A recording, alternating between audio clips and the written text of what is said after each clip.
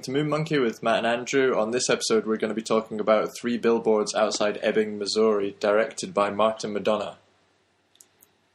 So, Martin McDonagh, he also did Some Psychopaths and In Bruges. In Bruges is back with this film, Three Billboards Outside Ebbing, Missouri. It's a big title, and it's a long title. Yeah. It's a long movie. It starts off that Frances McDormand's character, Mildred, decides to put up 3 billboards outside Ebbing, Missouri. Great title. They spent a lot of time on it.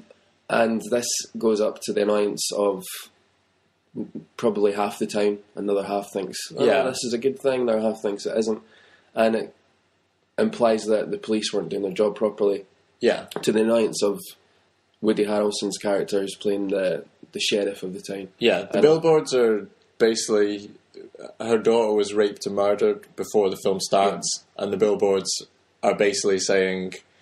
Months later, she feels like nothing's happened. It's like 6 months later, they've not arrested anyone, so she puts up 3 billboards, which basically call out Chief Willoughby, who's played by Woody Harrelson, by name, and say, why haven't you arrested anyone?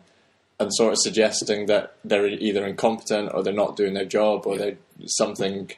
or there's corruption. Like, early on in the film...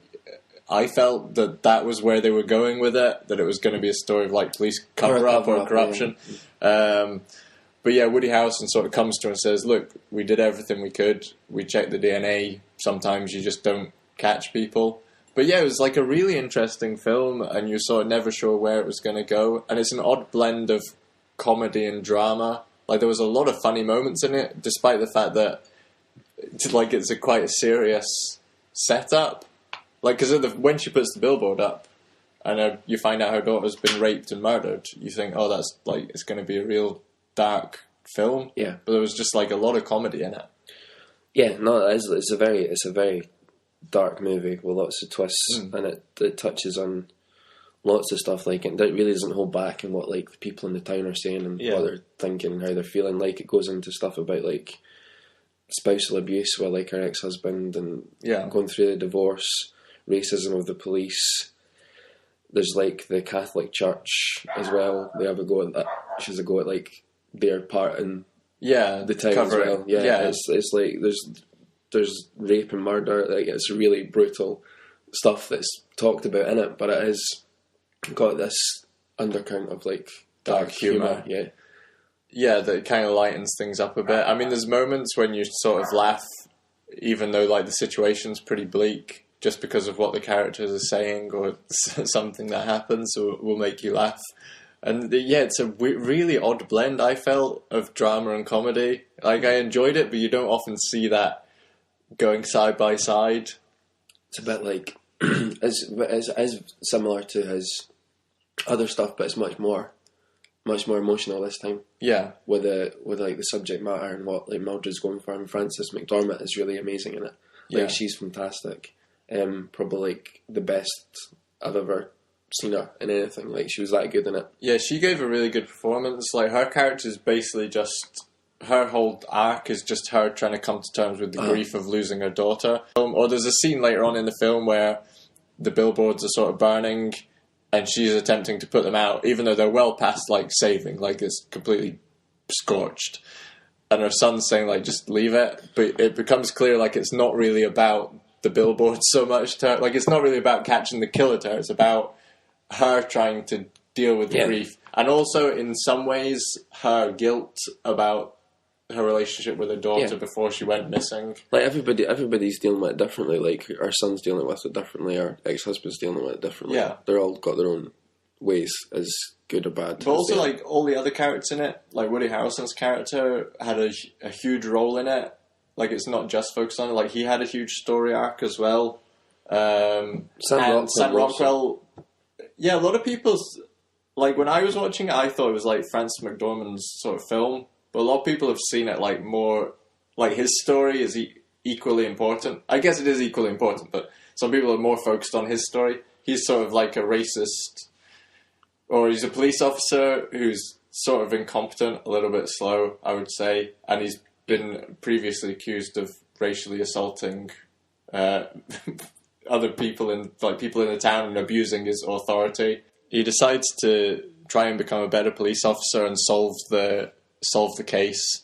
So he has one of the probably strongest arcs, I would say, throughout the movie, because at the start he's a really unlikable character, but towards the end you have a lot more sympathy for him, and he's genuinely gone on a journey and changed. Well, to start off with, you think like he could be the main villain of the whole thing. You think, Yeah. like, as Woody Harrelson covering it up for Sam Rockwell, Yeah. Sam Rockwell, the monster that's in the movie that everybody's looking for. Yeah, because he just... Part of me did think that. Yeah, there were a few moments where you thought, like, yeah, he could be the bad guy. What I liked about it, though, is there's just lots of twists. It never goes where you think it's going to go. The thing is, I felt like there weren't really good and bad guys in that way. Like, because in a lot of films it would be like, okay, the police are corrupt. But in this it was like, you got the sense that Woody Harrelson is working really hard, and he just can't solve it. Not immediately, though. No. Yeah, do you know what I mean? Like, there's that bit at the start where you're like, is it a cover-up? Is it a conspiracy? Oh, yeah. You're thinking that, but then it's like the film kind of shows it you from... First it goes from her perspective, and you're like, oh, the police are awful and incompetent. But then it's like takes you into Woody Harrelson's world, and it's kind of like, oh, he's really trying hard.